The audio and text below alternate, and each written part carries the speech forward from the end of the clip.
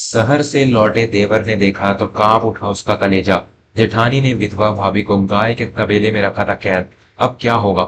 यह कहानी है एक ऐसे घर की जहां रिश्तों की मर्यादा और धन के अहंकार के बीच एक लंबी जंग चल रही थी। एक तरफ थी सुमित्रा जो अपने पति के निधन के बाद भी इस परिवार को अपना मानकर उसकी सेवा कर रही थी, और दूसरी तरफ थी उसकी जेठानी माया, जिसे धन के नशे ने अंधा कर दिया था।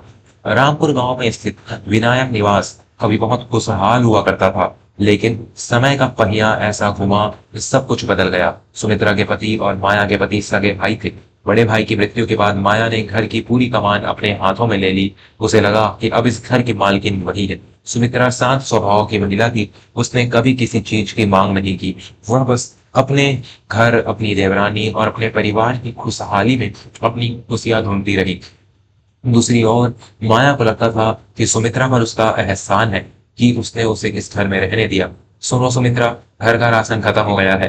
बाजार से दाल चावल ले आना, और हाँ, वो खेत वाली जमीन के कागजात भी दराज में ही रख देना। आज शाम को जमींदार आने वाले हैं, उन्हें दिखाना है। माया हमेशा कड़े स्वर में आदेश देती थी।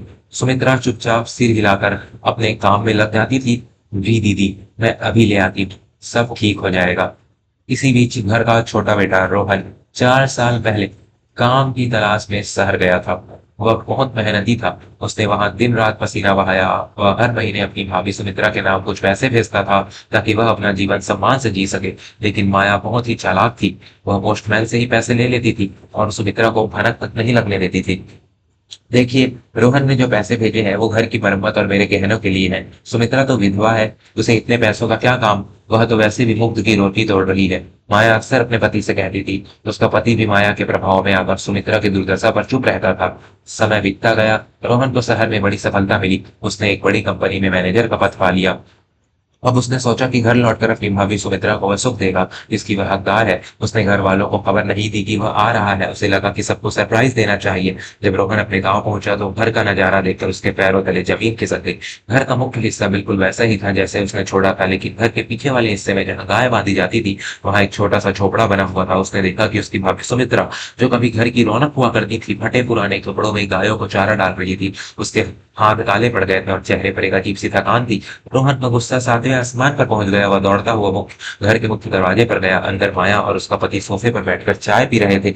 रोहन को देखते ही माया के चेहरे पर बनावटी मुस्कान आ गई। अरे रोहन, तुम कब आए? हमें बताया तो होता, हम तैयारियां करते। पर रोहन ने माया को नजरअंदाज किया और सीधे अंदर जाकर पूछा, मेरी भाभी कहाँ है? मैंने उसे पीछे तबेले में देखा। वह वहां क्या कर रही है? और यह घर क्या हो गया है? माया घबरा गई, लेकिन उसने तुरंत बनावटी दुख का नाटक किया। देखो रोहन, वह तो अपनी मर्जी से रहती है। वह तो खुद ही कहती है कि उसे सेवा करनी है।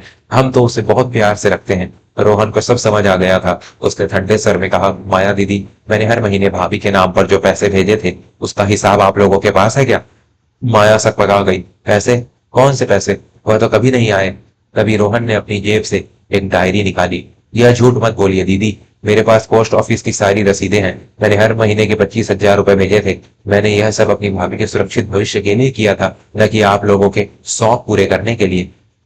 माया का चेहरा सफेद पड़ गया। उसका पति भी नीचे नजरें झुकाए खड़ा था। रोहन बाहर की तरफ भागा और उसने सुमित्रा भाभी को पुकारा, भाभी भाभी। सुमित्रा दौड़ती हुई आई। उसे यकीन नहीं हो रहा था कि रोहन वापस आ गया है। उसकी आंखों में आंसू आ गए। रोहन, तुम कब आए बेटा? रोहन ने अपनी भाभी को गले लगा लिया और फूट फूट कर रो पड़ा। भाभी, मुझे माफ कर दो। मैं आपको इन लोगों के भरोसे छोड़कर चला गया था। आपको ऐसी हालत में देखकर मेरा कलेजा कांप रहा है। माया और उसका पति भी बाहर आ गए। रोहन ने सबके सामने माया का काला सच उजागर कर दिया। आज तक मैंने जो भी कमाया उसका एक बड़ा हिस्सा इस घर की सुख समृद्धि के लिए भेजा। आपने न केवल उन पैसों का गलत इस्तेमाल किया, बल्कि एक असहाय विधवा को परिवार से बेदखल कर दिया। क्या मानवता मर गई है आप लोगों के अंदर? माया चिल्लाई, यह मेरा घर है, मैं जो चाहूं वो करूं। तुम्हें अधिकार नहीं है हमसे सवाल पूछने का। रोहन ने शांत रहकर जवाब दिया, यह घर मेरे पिताजी का है। इसे आपने अपनी दृढ़ता से अपने नाम करवा लिया होगा, लेकिन कानून सब जानता है। मैंने इस घर के दस्तावेजों की जांच करवाई है और अब यह मामला पुलिस के पास जाएगा। तब तक आप लोगों को यह घर खाली करना होगा।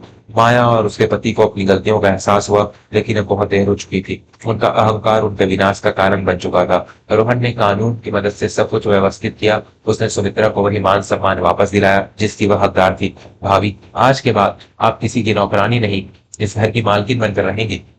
मैंने आपके लिए एक नया घर बनवाने का फैसला किया है जहां आप शांति से रह सकेंगी। रोहन ने कहा, सुमित्रा ने मुस्कुराते हुए कहा, मुझे मालकिन नहीं बनना रोहन। मुझे बस तुम जैसे अपनों का प्यार चाहिए था, जो आज मुझे मिल गया। उस दिन के बाद से विनायक निवास में फिर से खुशियां लौट आई। रोहन ने न केवल अपनी भाभी का मान बढ़ाया, बल्कि समाज को भी एक संदेश दिया कि परिवार में धन से ज्यादा रिश्तों की कदर होनी चाहिए। लालच का अंत हमेशा बुरा होता है, और जो दूसरों के आंसुओं पर अपनी इमारतें खड़ी करते हैं, उनका महल एक दिन जरूर ढह जाता है। यह कहानी हमें सिखाती है कि हमारे कर्म ही हमारा भविष्य तय करते हैं। जो लोग अपनों को दुख देकर खुश रहना चाहते हैं, वे अंततः अकेले रह जाते हैं, और जो लोग त्याग और प्रेम का रास्ता चुनते हैं, वे हमेशा सम्मानित रहते हैं। सुमित्रा ने अपने धैर्य से यह सिद्ध कर दिया कि बुराई कितनी भी ताकतवर क्यों ना हो, सत्य के सामने उसे झुकना ही पड़ता है। माया का अहंकार टूट चुका था, उसे अपने किए पर पछतावा तो था, लेकिन अपनों का भरोसा दोबारा जीतना नामुमकिन था। रोहन ने अपनी माँ और भाभी को वह सब कुछ दिया जो वे चाहते थे। उसने यह भी सुनिश्चित किया कि गांव के अन्य लोग भी इस घटना से सीख लें। उसने गांव में एक छोटा सा चैरिटेबल ट्रस्ट खोला, जहां उन महिलाओं की मदद की जाती थी जो बेसहारा थी। उस शाम जब सूरज ढल रहा था, रोहन और सुमित्रा बालकनी में बैठे पुरानी यादें ताजा कर रहे थे। सुमित्रा ने रोहन का हाथ पकड़कर कहा, बेटा, अगर तुम उस दिन न आते तो शायद मैं इस घर में कभी वापस न आती। रोहन ने उत्तर दिया, भाभी, आपका संयम ही आपकी ढाल थी। अगर आप उस दिन हार मान लेती तो शायद मैं कभी लौट कर ना आता। आपने जो सहनशीलता दिखाई, उसी ने मुझे प्रेरणा दी कि मैं मेहनत करूं और आपको यह सब वापस दिला सकूं। इस कहानी का सार यही है कि रिश्ते खून से नहीं, विश्वास और सम्मान से बनते हैं। यदि हम अपने घर के बुजुर्गों और अपनों की इज्जत नहीं करेंगे, तो हमारे पास चाहे कितनी भी दौलत क्यों ना हो, अब गरीब ही कहलाएंगे। तो दोस्तों, यह थी आज की कहानी। आपको यह कहानी कैसी लगी, हमें कमेंट बॉक्स में जरूर बताएं। कि आपने भी कभी किसी ऐसे व्यक्ति को देखा है जो धन के लालच में अपनों को भूल गया? अपनी राय साझा करें, और हमारे चैनल वर्मा स्टोरीज को सब्सक्राइब करना ना भूलें। हम आगे भी आपके लिए ऐसी ही प्रेरणादायक और दिल को छू लेने वाली कहानियां लाते रहेंगे। धन्यवाद।